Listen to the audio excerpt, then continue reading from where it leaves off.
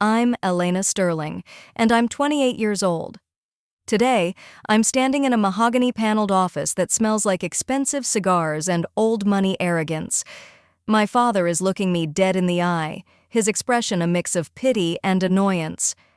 "Elena, darling, they're men," he says, gesturing vaguely toward the hallway where my two brothers are probably laughing over a $300 lunch. "They have futures to build. You? You only spend money.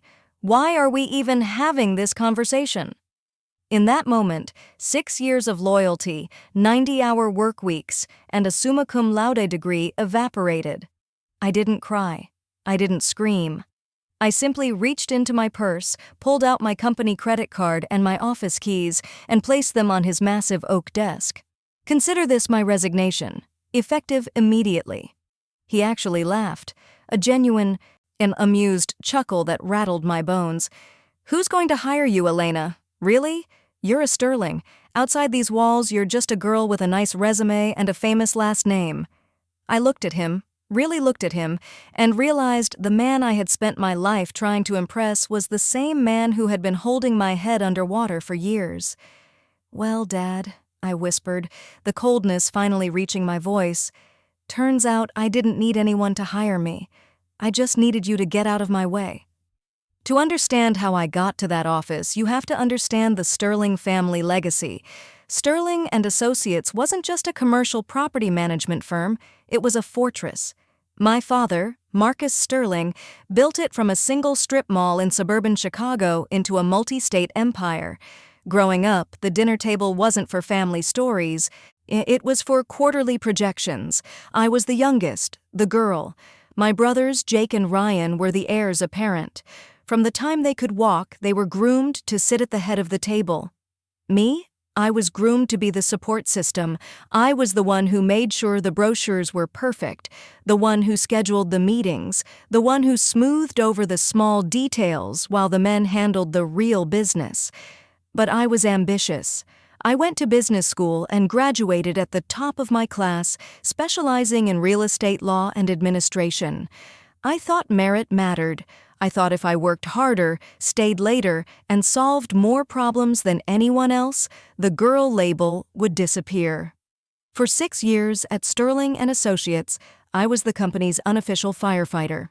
If a high-profile tenant like Morrison Industries threatened to sue over a lease discrepancy, they sent Elena. If a structural failure in the downtown portfolio put a $100 million deal at risk, Elena spent 48 hours on site with contractors. I became the operational brain of the company. Jake, 30 years old and the VP of Strategic Networking, spent his days at country clubs. Ryan, 26 and the Director of Development, couldn't tell you the difference between a triple net lease and a tenant improvement allowance if his life depended on it. But they had the right chromosomes. And in Marcus Sterling's world, that was the only metric that mattered. The day my world shifted started like any other Tuesday. I was in the accounting wing looking for a client contract. Linda, the head of payroll, had stepped away from her desk, leaving a confidential report sitting face up on the copier. I wasn't snooping. I didn't have to. The numbers were screaming.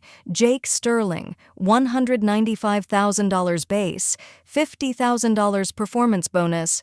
Ryan Sterling, $188,000 base, $40,000 performance bonus. Elena Sterling, $82,000, no bonus. I stood there, the fluorescent lights humming above me, feeling the blood drain from my face.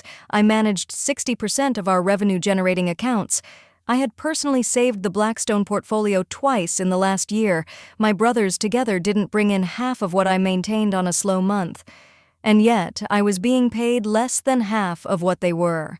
The betrayal wasn't just about the money. It was the realization that every good job Elena from my father, every pat on the back for a deal closed, was a lie.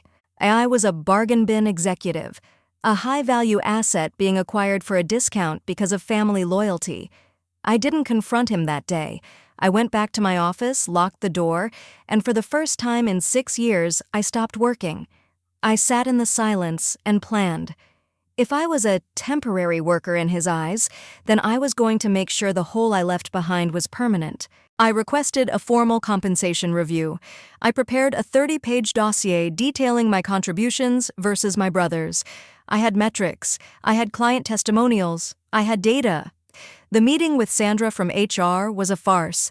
Sandra had been with the family for 20 years. She looked at me with pity. "Elena, you know how your father is. He views the boys as the long-term future of the company. They have families to support one day. You'll eventually marry well and what, Sandra? Stop having a brain. Stop needing to be compensated for the millions I bring into this building." She sighed. "Go talk to him, Elena. It's out of my hands." 5 minutes later, I was in his office. That's where he told me. The line that would become the foundation of my future. "They're men, Elena, and you only spend money." He didn't mean I was reckless with my own finances. He meant that in his mind, my work was cost center work, operational, administrative, secondary. My brothers were revenue generators, simply because they were the ones who shook hands at the golf course after I had spent weeks doing the actual due diligence. I didn't argue. You can't argue with a brick wall. You just have to build a better building next to it. I quit. I walked out. And as I passed the glass-walled offices of my brothers, Jake watching sports highlights and Ryan scrolling through Instagram, I felt a strange sense of peace.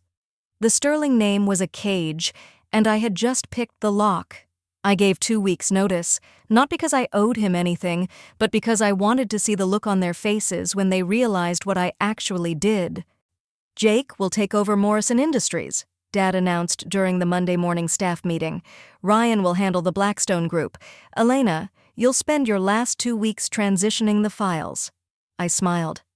"Of course, Dad." For those 14 days, I was the model of professional courtesy. I created transition folders. What my brothers didn't realize was that I wasn't just giving them files. I was giving them a map of a minefield without the instructions on where to step. I had built those relationships on trust, on late-night phone calls, on knowing that Mrs. Morrison hated excuses but loved proactive solutions. I knew that Blackstone was unhappy with our current maintenance contractors. I didn't fix those problems during my notice period. I simply documented them and waited. On my last day, Mrs. Janet Morrison and the CEO of Morrison Industries insisted on taking me to a goodbye lunch. "Elena," she said, setting her glass of wine down, "I've been in this business longer than you've been alive. Your father is a visionary, but he's blind. He thinks people stay with Sterling and Associates because of the name on the door. They stay because you answer the phone at 2 a.m. when a water main breaks." She looked at me intensely. "If you ever decide to go independent, call me first." I started my company in a 2-room office downtown that smelled of industrial cleaner and desperation. I used my savings, the $82,000 I'd scraped together over 6 years. No loans, no family help. I filed the paperwork for Sterling Property Solutions. I kept the name because it was mine too. But I changed the branding. It wasn't gold and mahogany. It was glass and steel. Modern, transparent, merit-based. For the first month the phone didn't ring. I was the CEO, the receptionist, and the janitor. I spent my days cold calling mid-market building owners, the ones my father ignored because they weren't prestigious enough. I remembered Mrs. Patterson. She owned a cluster of aging office buildings on the south side. My father had turned her down 3 times because the management fees weren't high enough. I sat in her cramped office drinking lukewarm tea. "Mrs. Patterson, I don't care about prestige. I care about your occupancy rate. Give me 3 months. If I don't reduce your maintenance costs by 15% and fill your vacancies, don't pay me a dime." She hired me on the spot. My first client. Within 6 weeks I had stabilized her portfolio. I didn't use expensive contractors. I found hungry, independent vendors who were tired of being squeezed by big firms like my father's. I implemented an online portal for her tenants. I was there every day checking the boilers, talking to the shop owners. Success is a quiet thing at first. It's a tenant renewal here, a glowing review there. But in the world of commercial real estate, word travels. While I was building my foundation, the fortress at Sterling and Associates was beginning to crumble. It started with Morrison Industries. Janet Morrison called me on a Tuesday evening. "Elena, I just had a meeting with your brother Jake. He spent 45 minutes talking about his golf handicap and forgot to bring the quarterly compliance report. When I asked about the HVAC upgrades for the East Wing, he told me it was in the works. It's been in the works since you left." I stayed silent, professional. "I'm sorry to hear that, Janet. I'm terminating our contract with them, Elena. I want you to handle the transition to your firm." My heart hammered in my chest. Morrison Industries was a six-figure retainer. It was the anchor client. Taking them didn't just mean money, it meant war. "Janet, are you sure?" The Sterling family doesn't manage my buildings. You do, or you did, and now you will again." The news hit the industry like a thunderclap. Morrison Industries leaves Sterling and Associates for startup firm. My father called me. For the first time since I quit, he wasn't laughing. "Elena, what the hell is this? You're poaching our clients?" "No, Dad," I said, leaning back in my used office chair, looking at my framed business license. "I'm serving clients who aren't being taken care of. Business is business, right? Isn't that what you told me?" "You're being vindictive. You're trying to hurt the family." "I'm trying to survive, Dad. You told me no one would hire me. You were right. So I hired myself, and it turns out I'm a much better boss than you ever were." He hung up. But Morrison was just the beginning. A week later, Blackstone Properties called, then Heritage, then the city's largest medical office developer. The men who were supposed to be the future of the company were drowning. They were losing accounts they didn't understand, handled by people they didn't respect. By the end of my first year, Sterling Property Solutions had moved into a full floor of the downtown tower. We had 10 employees. We were the rising star of the Midwest. My father's company, meanwhile, had announced its first-ever operational restructuring. They were hemorrhaging money. The mahogany paneled office now smelled of panic. But the real battle hadn't even started, because Christmas was coming. And for the Sterlings, Christmas wasn't about peace on earth. It was about who sat at the head of the table. And this year, I wasn't just coming for dinner. I was coming for the whole empire. "Elena, you're not just taking our clients, you're taking our soul." That's what my brother Jake screamed at me over the phone 3 months into the new year. I didn't get angry. I didn't even raise my voice. I just looked out from my 42nd floor office at the Chicago skyline and adjusted my headset. "Jake," I said, "I'm not taking anything that wasn't already looking for a better home. Soul isn't a line item on a balance sheet. Competence is." By then, Sterling Property Solutions wasn't just a startup. It was a predator. We had 20 properties, 15 staff members, and a reputation for being the firm that fixed what the big boys broke. But the biggest move wasn't a client. It was the person who held the secrets to my father's empire. Sandra, the HR director who had sat through my dismissal with a pained expression, called me on a rainy Tuesday. She didn't ask for a favor. She asked for an interview. When she walked into my glass-walled office, she didn't look like the corporate stooge I remembered. She looked exhausted. "Elena," she said, "your father has implemented performance metrics, but he's only applying them to the staff. Jake and Ryan are still untouchable, and the morale is in the basement. I can't protect people in a burning building anymore." I hired her that afternoon as my COO. She didn't just bring her expertise, she brought the black book. She knew which building managers were tired of being underpaid, which accountants were frustrated by my brother's messy expenses, and which assistants were doing the actual work while the Sterlings took the credit. One by one, the invisible backbone of Sterling and Associates began to migrate to me. I wasn't just poaching clients, I was acquiring the talent that had kept my father's company alive for decades. My father's business model was built on the handshake. Expensive dinners, country club memberships, and old money connections. My model was built on the data.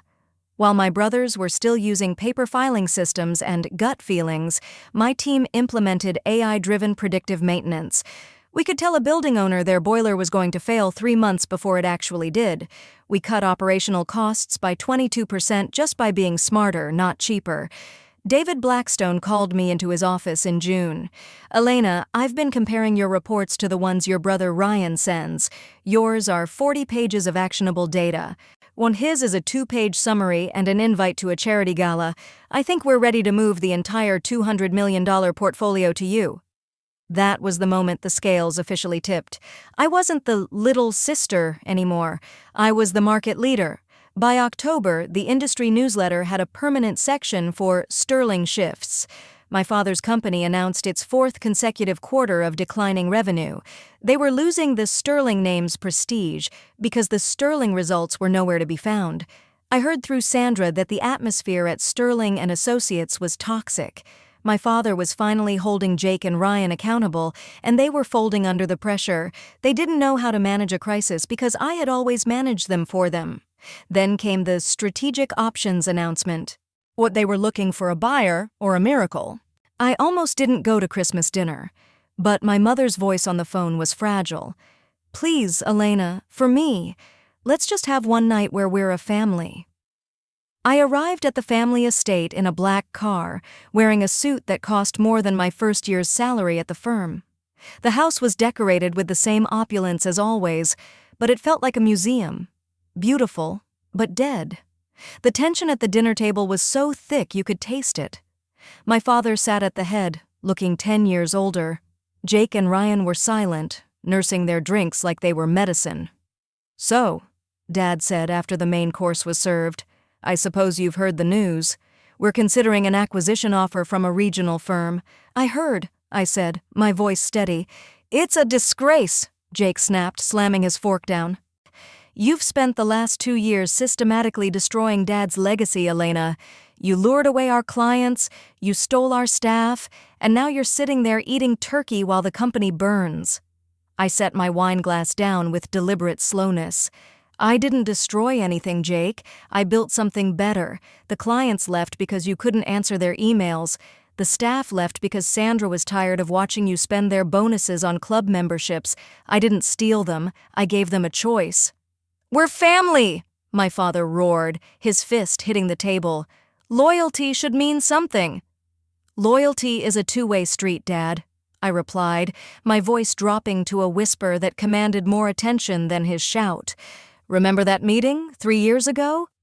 They're men, Elena, and you only spend money. That was the day you traded my loyalty for a sexist stereotype. How's that investment working out for you?" He went quiet. The flush in his face faded to a pale gray. "The regional firm's offer," I continued, reaching into my purse and pulling out a blue folder. "It's low, very low. They know you're desperate.